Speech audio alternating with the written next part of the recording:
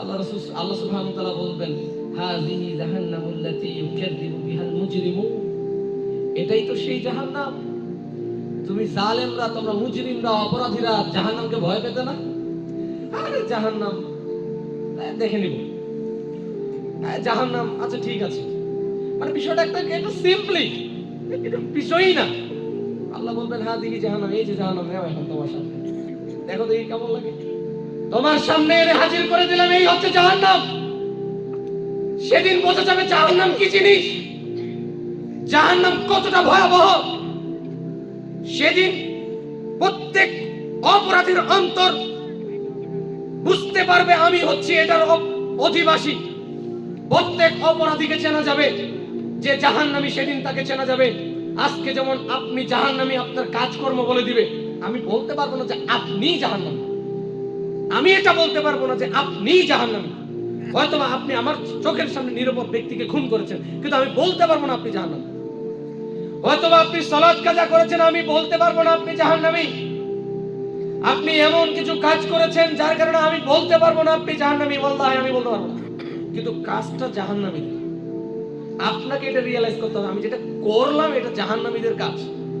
আর এটা আপনার সিম্বল হয়ে থাকবে, এই কাজগুলো আপনার চেহারায় সিম্বল হয়ে থাকবে যে আপনি জাহান্নামে যাওয়ার যোগ্যতা অর্জন করেছেন।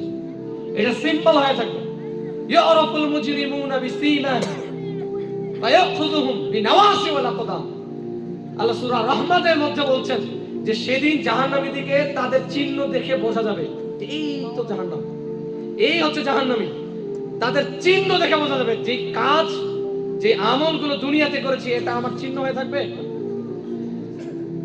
আপনি যাকাত দেননি, আপনার যাকাতের সম্পদ সাপ হয়ে আপনাকে দংশন করতে থাকবে না।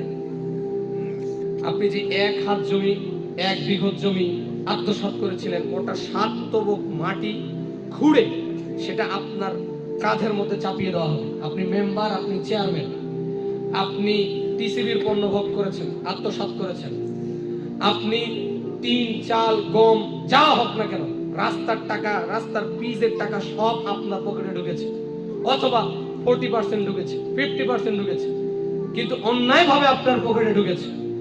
এই প্রত্যেকটা সম্পদকে সেদিন আপনার ঘাড়ের উপর চাপিয়ে দেওয়া হবে। এটা নিয়ে আপনাকে জাহান্নামে উঠতে হবে। প্রত্যেক অপরাধীর পাপ অনুযায়ী সে সাঁতার কাটতে থাকবে ঘামের মধ্যে।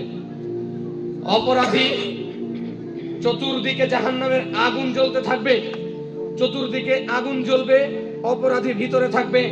এই এক একটা পাপের কারণে এক একটা সিম্বল আপনার সঙ্গে সঙ্গে থাকবে।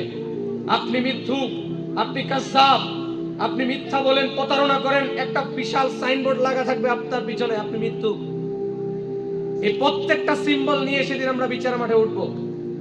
আপনার সামনে যতই কোরআন হাদিসের বয়ান দেই, কিন্তু আমি যদি নিজেকে পবিত্র না করতে পারি, নিজেকে ইসলাহ করতে না করতে পারি, তাজকিয়া যদি আমার না থাকে, শুধু বললাম চলে গেলাম, শুধু বললাম চলে গেলাম, আমি যদি নিজেকে আমল দ্বারা সংশোধন না করতে পারি, সেদিন আপনারা দেখবেন যে এই তো সাজিদুর রহমান সাজিদ, এ তো আমাদের এখানে বয়ান করতে এসেছিল দ্বিতীয় বক্তা, কেন আজকে আপনার এই অবস্থা কেন? সেদিন আপনি আমাকে বলবেন, আল্লাহ আল্লাহ, আপনি সেদিন আমাকে বলবেন, আপনি তো সেদিন কোরআন হাদিসের কথা বলেছিলেন, তার মানে হুজুর আপনি বলেছিলেন কিন্তু করেননি।